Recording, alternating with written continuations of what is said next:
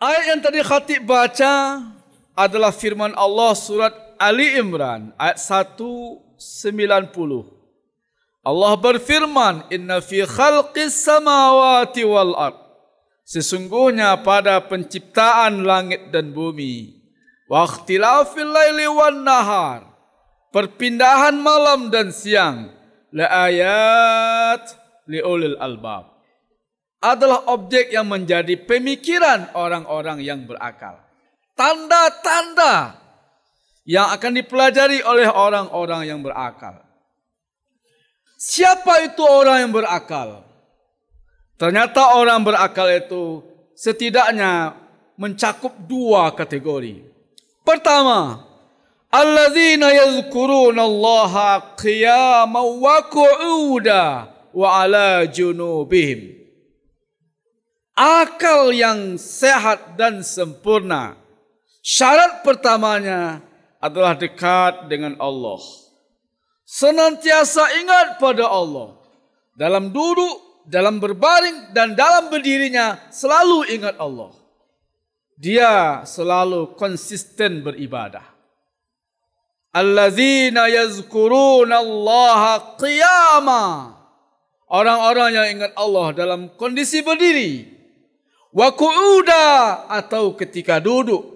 Wa ala junubim, atau di saat ia berbaring. Artinya kapanpun dan dalam kondisi seperti apapun, dia selalu ingat Allah. Yang kedua, akal yang sehat adalah akal yang difungsikan untuk berfikir. Dikatakan wa yatafakkaruna, dan dia selalu berfikir, selalu merenung, selalu menganalisa fi khalqis samawati wal ard, tentang ciptaan Allah. Maka ada ayat, perhatikanlah bagaimana unta diciptakan, perhatikan bagaimana bumi dihamparkan, perhatikan bagaimana langit ditinggikan. Itu dorongan untuk berfikir. Maka ibadah untuk mengasah hati, berfikir untuk mengasah akal. Jemaah-jemaah hamba Allah yang mulia, kalau kita jauh dari ibadah, malas berfikir, kita sasaran empuk iblis. Kitalah korban-korban ajaran sesat dan menyimpang. Hanya orang-orang yang jauh dari Allah, malas berfikir, yang percaya dengan ocehan-ocehan yang tidak masuk akal, yang tergerak untuk bergabung kepada aliran-aliran menyimpang yang di luar nalar. Dia mengatakan bahwa belajar langsung dengan Allah selama 40 tahun, ada yang percaya. Dia ngoceh bahwa dia bisa berkomunikasi langsung dengan Nabi Khidir, ada yang percaya. Dia mengatakan bahwa bisa berkomunikasi dengan malaikat Jibril, ada yang percaya. Dia mengaku bahwa dialah penjaga gawang neraka jahanam, ada yang percaya. Tidak masuk akal dan di luar nalar, tapi banyak juga pengikutnya. Dia mengklaim dirinya mampu menguasai bahasa semut, bahasa jin, bahasa malaikat. Ada yang percaya. Kenapa? Dua hal. Jauh dari agama, jauh dari akal sehat. Apalagi ketika dia mengatakan pokoknya siapapun yang percaya sama saya, nanti kalau seandainya ditanya oleh malaikat, jawab gufron. Bahkan yang luar biasa sesatnya adalah nanti jika di dalam kubur kamu ditanya oleh malaikat, man rabbuka, siapa Tuhanmu? Nabi mengatakan kalau itu pertanyaannya Allah, tapi dia mengatakan jawab gufron. Man rabbuka, gufron. Man nabiyuka, gufron. Ma kitabuka, gufron. Ada yang percaya. Jemaah-jemaah hamba Allah yang mulia, ketika Nabi menceritakan, mengingatkan akan datang nanti fitnah besar di akhir zaman, munculnya Dajjal. Dajjal itu punya magis yang luar biasa, mampu menghipnotis dan mampu membuat orang yang kuat imannya menjadi murtad. Dia mampu menggambarkan surga sebagai neraka, neraka sebagai surga. Kita berpikir, kok ada yang percaya sama Dajjal begitu? Saking hebatnya retorika dan hipnotis Dajjal. Maka kata Rasulullah, nanti jika datang berita bahwa Dajjal sudah muncul, ini ciri-cirinya, tugas kamu hanya satu. Lari sejauh-jauhnya. Jangan sampai bertemu dengan Dajjal. Mengerikan. Dan Rasulullah sallallahu alaihi wasallam mengatakan tidak ada satu nabi pun melainkan mengingatkan umatnya akan fitnah Dajjal.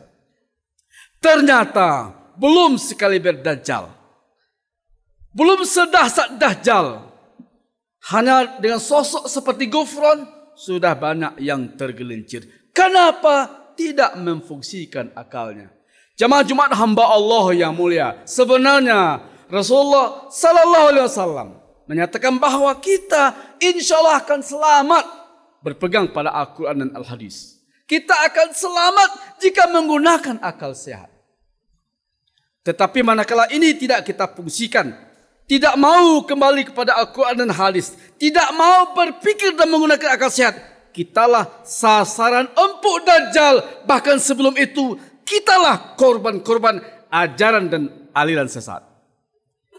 Sebelumnya muncul Gus Samsudin, banyak yang ikut, ramai pesantrennya. Lalu muncul Joko Kendil, banyak yang percaya. Lalu muncul Mama Ghufran, banyak yang menjadi pengikutnya. Apalagi jika muncul Dajjal. Karena itu jemaah Jumat hamba Allah yang mulia, tugas kita makin berat. Menjaga diri dan keluarga kita. Menjaga keimanan dan kewarasan kita. Karena itu ikuti perintah Allah. Akrablah dengan Allah.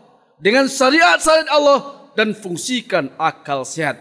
Jika tak ada dalilnya dan tidak masuk akal dan di luar nalar, katakan yang sesat itu sesat. Tidak ada basa-basi. Jangan kata kita tidak boleh menyesatkan orang. Barangkali itu pengalaman rohaninya. Dia bertemu dengan Tuhannya. Kalau semua klaim-klaim itu kita terima, maka akan suburlah ajaran sesat. Justru dengan adanya Al-Quran dan Al-Hadis, dan dengan Allah karuniakan kita akal sehat, kita bisa memfilter. Ini sesat, ini menyimpang, ini salah, dan tidak boleh dipolas-poles. Semoga Allah lindungi kita dan orang-orang kita cintai. Selamat iman kita, selamat keluarga kita, akal kita. Dengan berpegang teguh kepada Al-Quran dan Al-Hadis dan fungsikan akal. Karena akal itu anugerah Allah yang sangat berharga. Bahkan dengan akal pula kita bisa memahami agama. Al-Quran dan Al-Hadis itu pedoman. Tapi memahaminya butuh akal. Kalau kita tidak fungsikan akal kita, ajaran-ajaran sesat juga mengklaim. Ini berdasarkan Al-Quran dan Al-Hadis. Semua juga jika mengklaim pengikut Nabi Muhammad.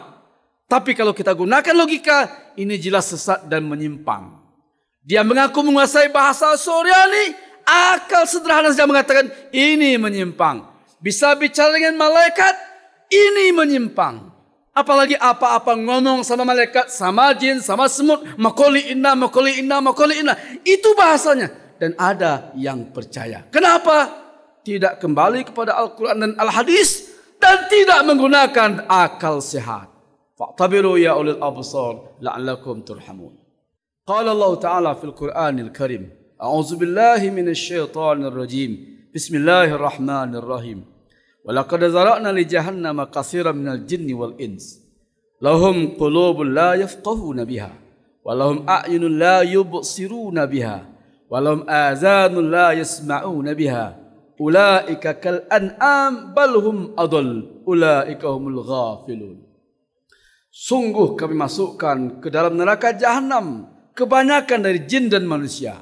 Disebabkan mereka punya akal, punya hati, tidak mereka gunakan untuk berpikir. Mereka punya mata, tidak mereka gunakan untuk melihat. Mereka punya telinga, tidak mereka fungsikan untuk mendengar. Mereka itu bagaikan hewan ternak, bahkan mereka lebih sesat dan mereka itu orang-orang yang lalai. Jemaah Jumat hamba Allah yang mulia, karena itu jaga akal kita. Jangan sampai dirusak oleh apapun nama makanan dan minuman. Jika ada bukti makanan ini merusak akal, tinggalkan karena itu haram.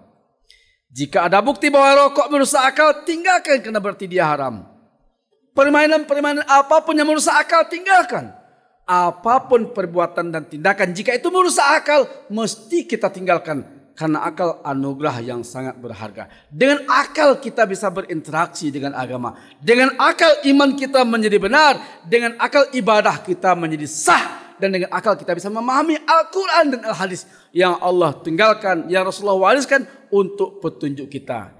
Jangan sia-siakan akal, jangan malas berpikir, dan jangan rusak akal. Karena inilah pegangan kita untuk selamat dunia dan akhirat. Karena dengan akal ini, iman dan ibadah kita bisa menjadi terima. Tanpa akal, jika akal rusak, tidak ada akal, maka tidak sah ibadahnya dan tidak juga diterima imannya. Diangkat kewajiban dan taklif bagi orang yang tidak sempurna akalnya, yang tidak memfungsikan akalnya, dan rusak akalnya. Semoga Allah jaga kita dan keluarga kita, Allah jaga agama kita, dan Allah jaga akal kita dengan cara dekat kepada Allah, selalu berzikir pada Allah, dan fungsikan akal, berpikir tentang makhluk dan ciptaan Allah.